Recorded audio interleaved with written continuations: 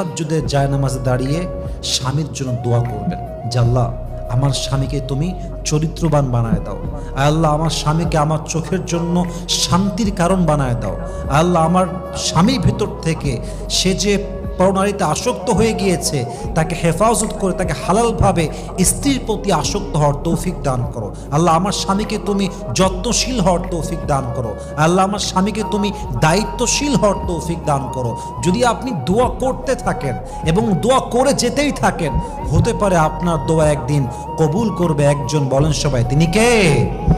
কিন্তু মাথায় রাখতে হবে স্বামীর ঘর ছাড়ার চিন্তা করা যাবে না। যতক্ষণ পর্যন্ত স্বামীটা আপনার ভরণ পোষণ দিচ্ছে, আপনার প্রতি পরিপূর্ণ না হোক অন্তত 70 ভাগ অন্তত 50 ভাগ দায়িত্বশীল আছে, প্রিয় বোন, this is my humble request, এই সংসার আপনি ছাড়বেন না। মাথায় রাখবেন সংসার